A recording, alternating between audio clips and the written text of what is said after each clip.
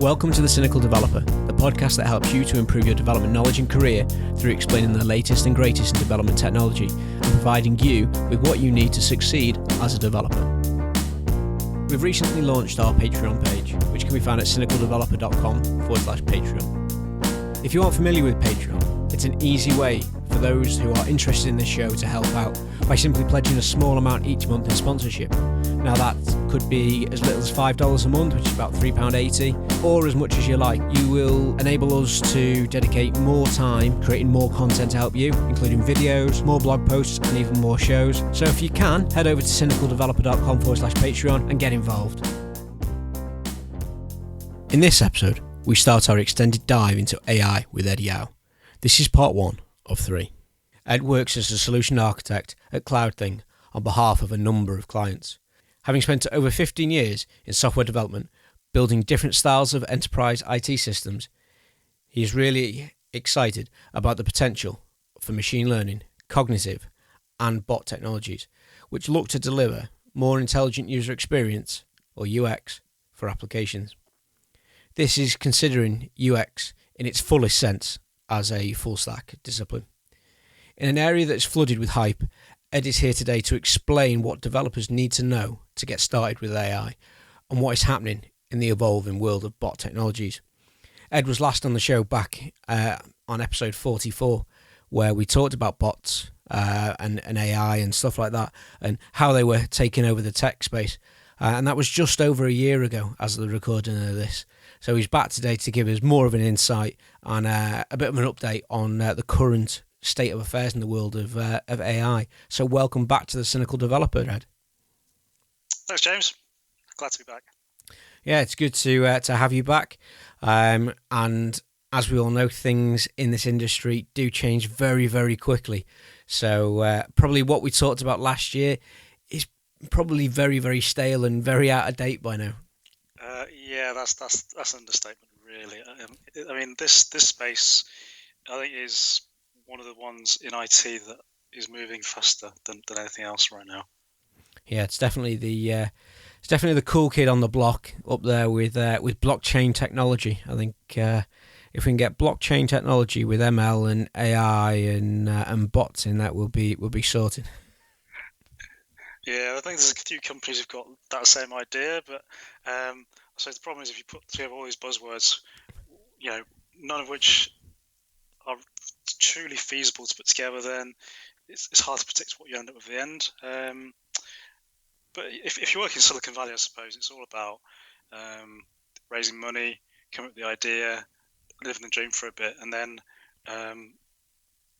whether it ends up being a billion-dollar company, I suppose most of those founders, that probably isn't foremost on their minds. I don't know. Might be a controversial view, but yeah, it's it is funny with the way these technologies all come along, and then everybody jumps on the bandwagon with them. And there was a few people that were changing their names of the companies to incorporate AI and blockchain and stuff like that, and they saw an increase in their share price. So that does amuse me to some point.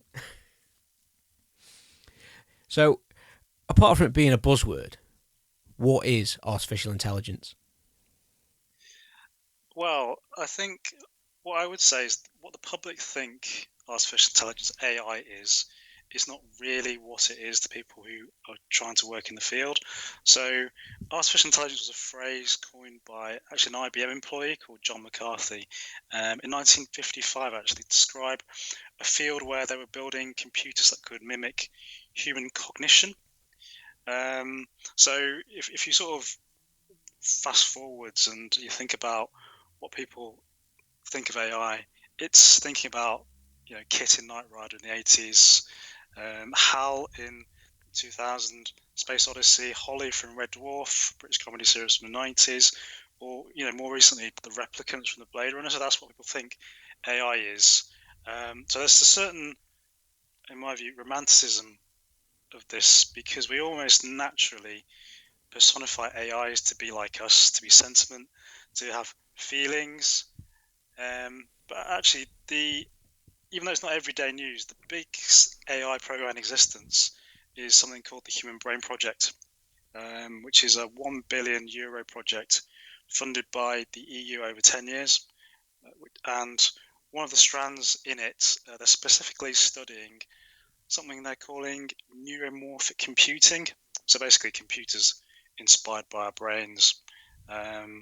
So they're actually trying to replicate our brains as computers, as a reference architecture. Whether they will succeed or not, I think the judgment is still out, because our brains are vastly more complex than all the computers in the world put together, even a single brain. Sure. In terms of neurons. So personally, I do wonder if this sort of natural inclination to self-reference is quite right. But I suppose where a lot of AI researchers spend their days dreaming is in this event called the singularity. Basically, AI somehow triggers this massive explosion of intelligence.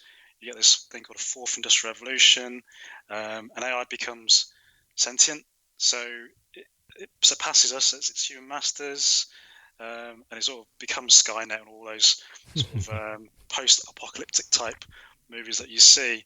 And so whilst this is a natural conclusion to come to from where we are, from what we're seeing, it's really hard for most of us to predict when it will happen. The likelihood is it will be a lot later than most people think, if it happens at all. Because no matter how impressive the results we're seeing now, these systems that we're seeing as AI, they don't really have a soul as such. So they're quite limited, and much more limited than most people imagine. And I think when you start digging into how they really work, you realise really they're really good pattern matchers and really good maths engines, typically work in very narrow use cases. But as soon as you take those outside of those boundaries, they sort of fail very badly. So what we have now in the AI space or machine learning space, that they can be good tools for us, but not able to, for example, apply their own reasoning or logic. Or if they do logic, it's because we have explicitly programmed them through code to do that logic. They haven't invented themselves. And that's why you'll hear researchers talking about these things called adversarial attacks. So I think the popular area that they've been looking at is around image classifiers. So algorithms that look at an image and tell you what it represents. So, for example, in a self-driving car, you'll have an image classifier that looks at speed signs on the side of the road. So what researchers have found out is if you take simple black and white stickers, you put them on a speed sign, you get one that says 30, put them in just the right places, it will think it's a different speed limit. Right. So that was obviously quite dangerous if that's all your self-driving cars are relying on to know the speed limit. So they're probably using things like GPS as a sort of safeguard. But in terms of current AI technologies and current machine learning technologies, that's where the state of the art is in terms of recognition. So obviously there are security concerns that most people won't be aware of. But it's all advancing all the time. So this week I actually read that DARPA, the US Defense Agency, they've announced a £2 billion program to develop the next generation AI, which they want to have the ability to reason alongside, all the other capabilities that AI have at the moment. And that could be a game changer when it comes to fruition.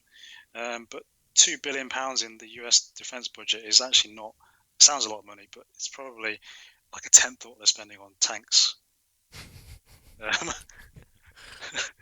Yeah. Yeah. Yeah. I think, as you mentioned there, it's for the worries that some people are going to have about that we're building the next Skynet and the world's going to end. I think talking about how a self-driving car still doesn't have the ability to make the decision about a road sign speed.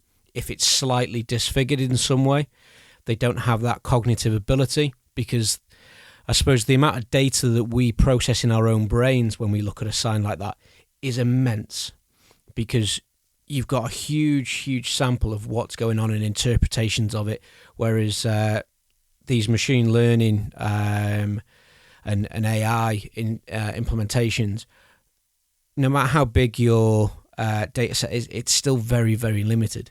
And they're, as you said, they're only going to be working off what we've programmed them to do. They can't sort of think for themselves and think, well, that's similar to a 3 that I've seen somewhere else in a completely unrelated section. So maybe not looking at speed signs, maybe reading street names or something like that. And it doesn't join them up just yet. But and the processing power to do that sort of thing is going to be it's probably a little bit out of the way of most developers at the moment. Yeah, exactly. But I mean, the sort of sentient debate is not something I'm sure has that much weight. So Alan Turing was a big name in this space in the 1950s. You obviously have heard of the Turing test, in which he sort of reframes the question of intelligence away from whether these machines can actually think, but more towards can they do what we do as thinking entities? So basically, if they appear intelligent, then they're intelligent, aren't they? That's his argument, because you can't look inside the black box to know for sure, especially as these things get more and more complicated. So I would argue, actually, what we're seeing every day is AI, even though a lot of practitioners suggest it isn't, based on Turing's definitions. So, if you're saying, well, is a slug intelligent? Is a cat intelligent? I suppose by Turing definitions, maybe they are. I think it's one of those vague questions that get asked, and I think it's up there with, is it alive? I'm trying to remember the reference to something, and debating whether something is alive or not is along those very same lines, and people come up with, but they haven't got a soul, and it's like, right, well what's a soul then? How do you define that and things? I think it's a rabbit hole to go down, and I think Alice is down there somewhere. Mm-hmm. Exactly.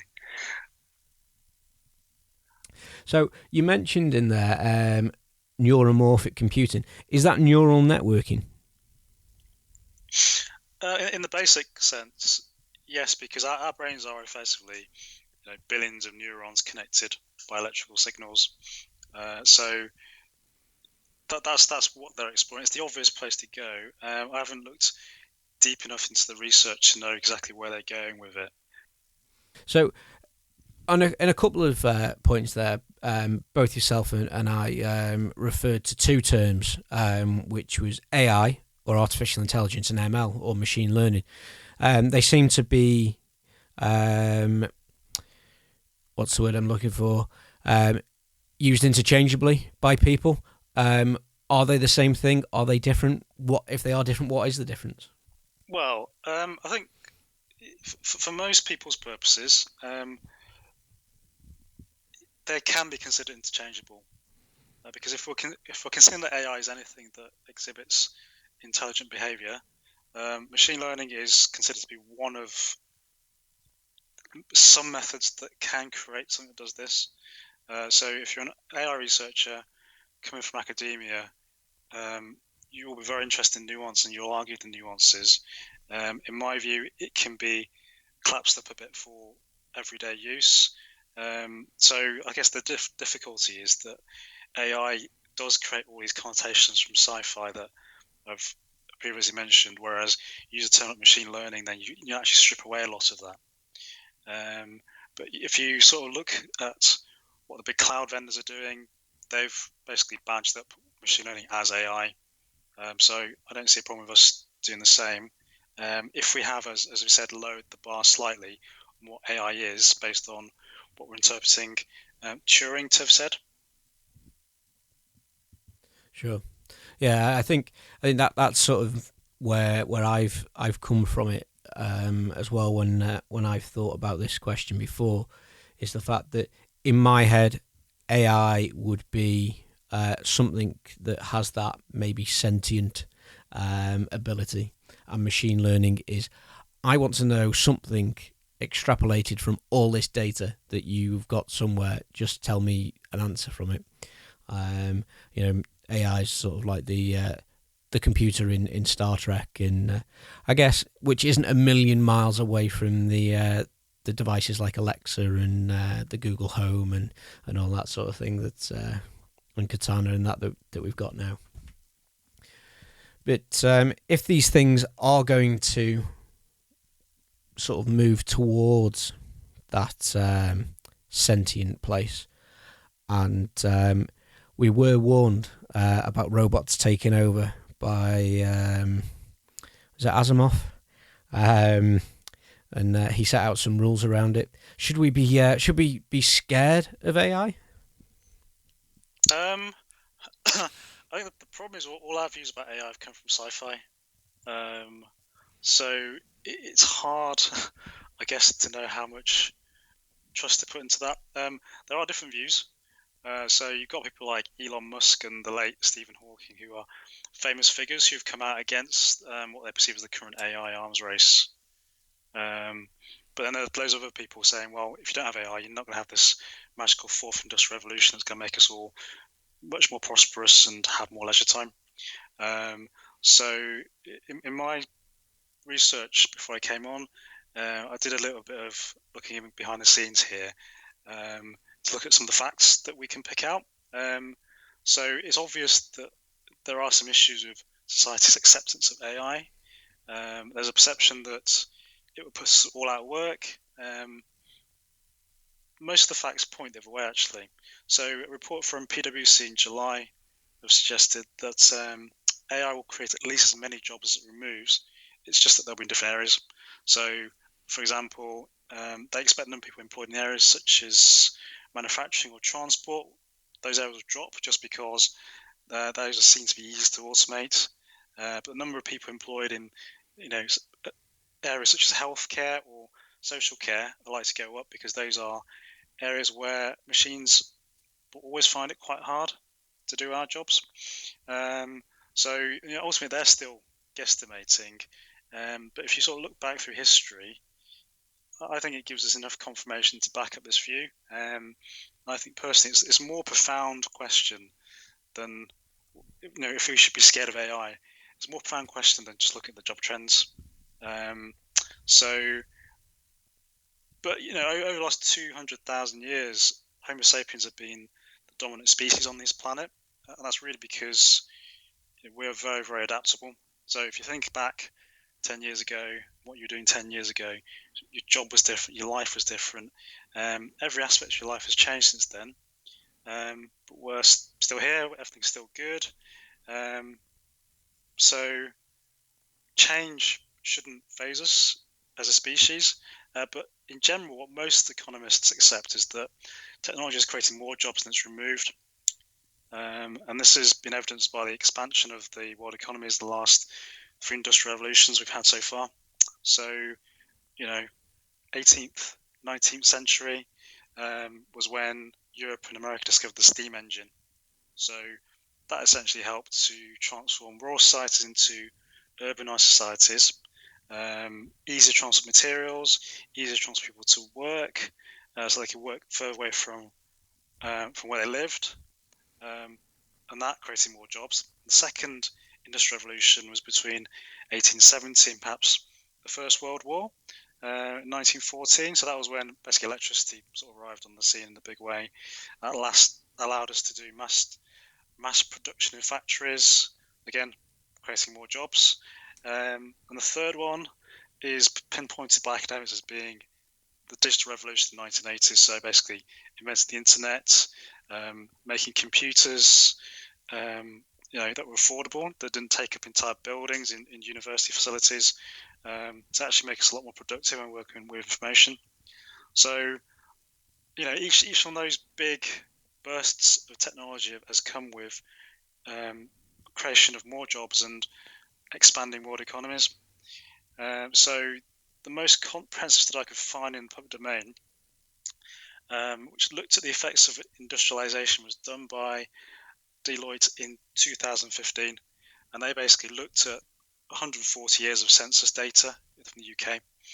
So, if you go and read it, it's very detailed, it's very long.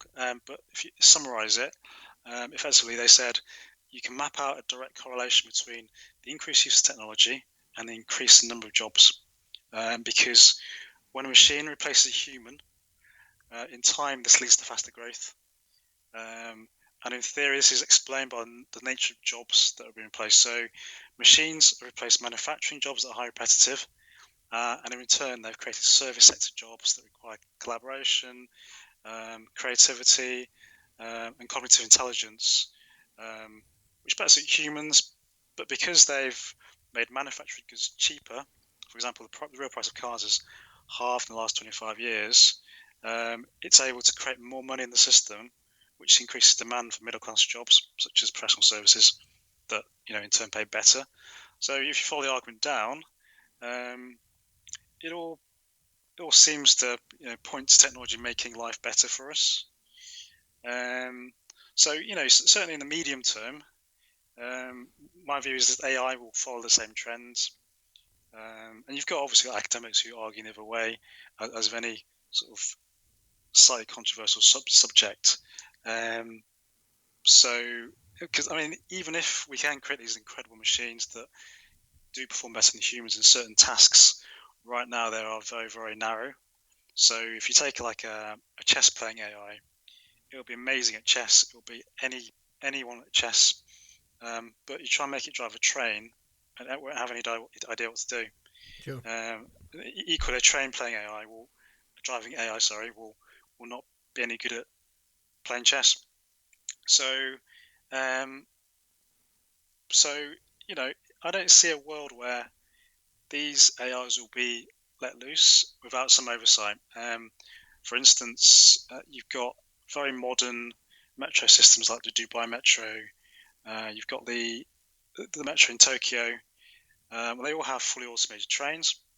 But even with fully automated trains, they're still overseen by a central control room, because we still like to have the security of knowing if there's an emergency, then there's someone who's there. Otherwise, how would the train know what to do in that 0.01% of edge case that you haven't really programmed in? Sure.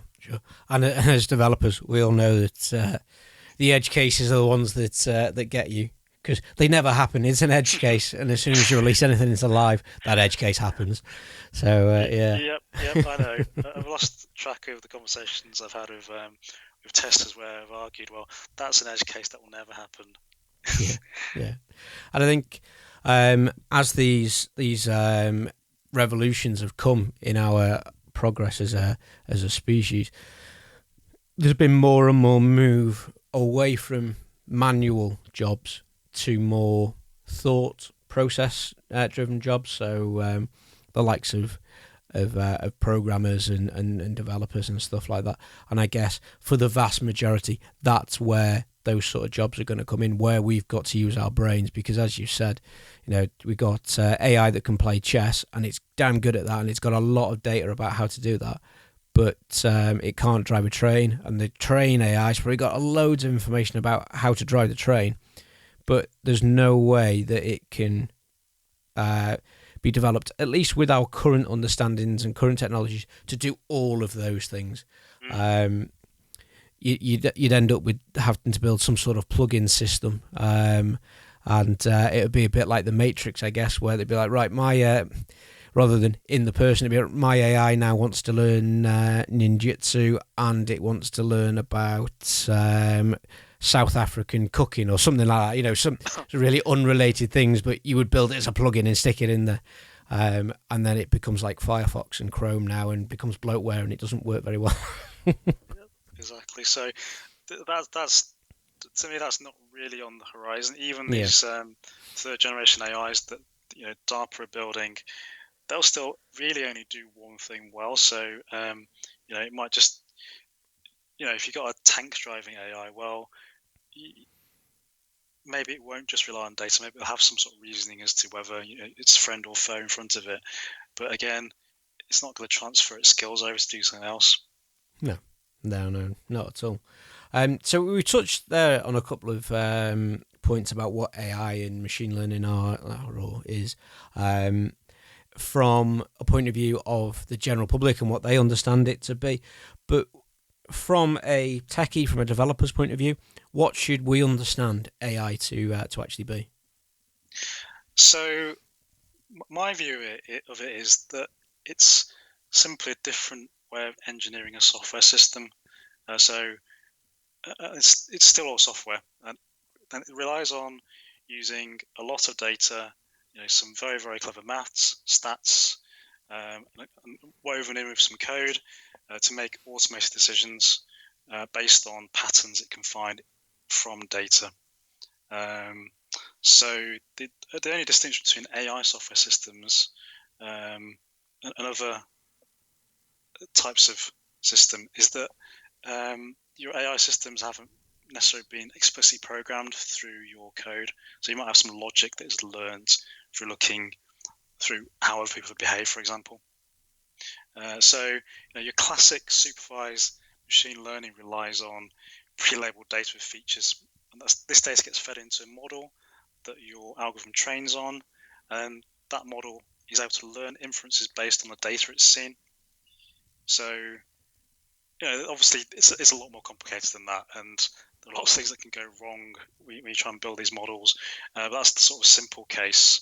And there are other forms, but I'm trying to keep it simple here. So the other class of notable algorithms I want to mention is reinforcement learning, where you have algorithms in robotics where they're not fed with data; they kind of generate their own data through experimentation. So a machine that walks through a maze and learns how to get through that maze, or a machine that's able to play games. So there are situations, if you can define a very clear win scenario, where AIs can perform vastly better than humans in that perfect view of the world situation in a game where everything's digital. But in the real world, I think your first stumbling block is that our world isn't fully digital, and it will never be. You've got the physical world, so you need something to translate that back into digital form before these things can do anything with those.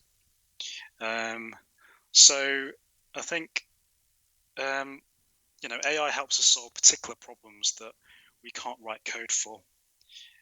So where the logic is too complicated, or we can't find someone who can tell us what the logic looks like.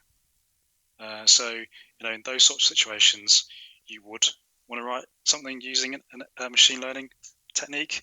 So, for example, image recognition. How are you going to write an algorithm that can tell me this is a picture of me without basically superimposing it on a picture that exists already? So machine learning can do that just because if it's seen enough pictures of me, it can work out the common points. Yep. In that image. Just pattern recognition. Yeah. So that's how machine learning is really working at the moment. So my boss at Fran at cloudThing, who's an enterprise architect, he describes AI as just another box he wants to integrate. So he works in the world of boxes and lines that join boxes.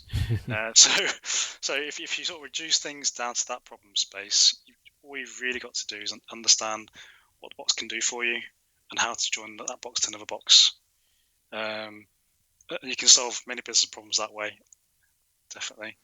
And so it's about, in my view as developers, it's about understanding these algorithms enough that we can daisy chain them to do interesting things.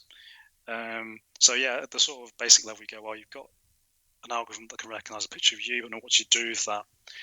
So you could use it as a security device, maybe, to let you in your front door. You could use it to lock your computer, like Microsoft have done. So it's understanding enough of what that machine learning block can do and working out where to apply it in your business domain.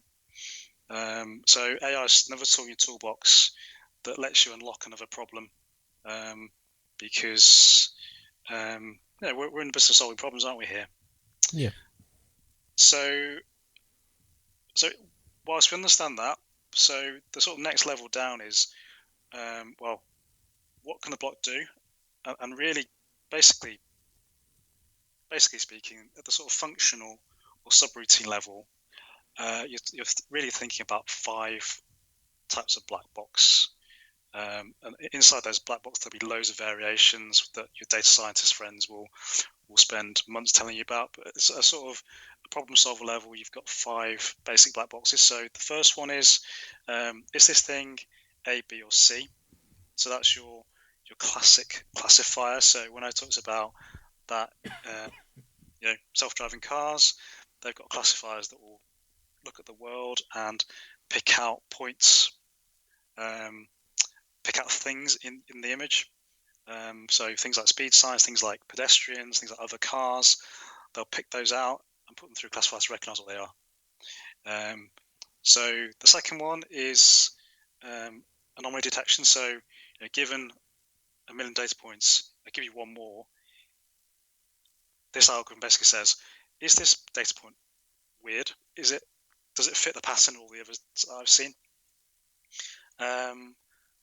So again, stuff like credit card fraud, that's an obvious use for that.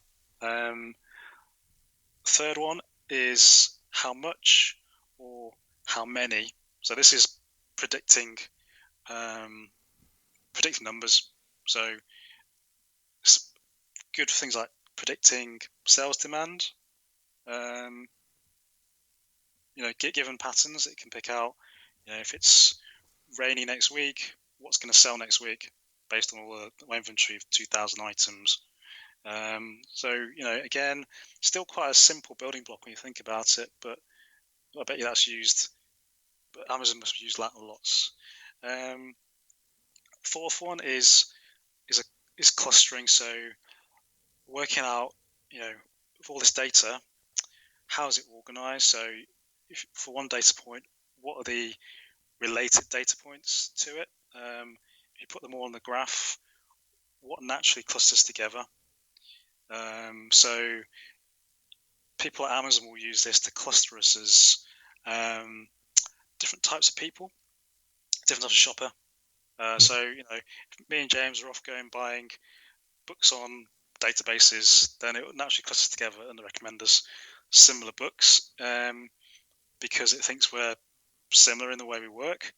And that's not it really guessing. It's just looking at what other people are doing who are like you and trying to predict based on that. And then the sort of final black box is your sort of reinforcement learning black box. What should I do next? So this is, given the situation, what's the most obvious thing to do next? What's the most likely thing that will happen next? So this is really used quite heavily in gaming AIs and robotics because that's really what you're trying to learn. In self-driving cars, there'll be an element of this as well. So you can see that these black boxes in these systems that we're seeing, they'll be relatively common, but perhaps they'll be used quite simply. And then as I guess our appreciation grows of what they can do, and as we understand how to join them together, then we're starting to get more interesting things like cars and robots that actually can learn. I think I was watching a video yesterday where these researchers have taught their robot how to pick up stuff. And they'll literally put it in front of like an orange, and it would just keep trying to pick up this orange and failing and failing and failing. Eventually, half an hour later, it works out how to pick it up. Yeah. So that's reinforcement learning at its very most basic level. So eventually, yes, it will learn. But there's these things probably at the moment are starting off with a brain age of about 1, aren't they? Yeah, and I think I've seen similar videos to what you're talking about there with the orange. I think there was one where a guy had a radio control car, and he put some sort of reinforcement AI into it, and just left it to it. It didn't. I think he told it had to get around the track back to where it needed to be, but didn't tell it what the track looked like. And he left it for about 45 minutes, and by the time he came back to it, it was driving around the track on its own. It worked it out by bumping into stuff and working out where the edges were. Yep. So these things can be impressive, but I think as a sort of black box level, they're not necessarily hard to understand. Yeah. So those are your 5 basic black boxes, and any machine learning system that you can see will be a combination of those in some way. So again, if you're a machine learning practitioner, this is all really basic stuff that you will learn in your first lesson in machine learning. But you're probably reading about stuff like the latest generative model algorithm, or the hot thing is architectural search in machine learning. So because machine learning is still relatively new, a lot of people spend most of their time trying to figure out, got 6 different algorithms, which one's going to work the best. So architectural search is like something Google have started doing, and they've got a product called AutoML, for example, which basically picks out the best algorithm based on your data for you. Right.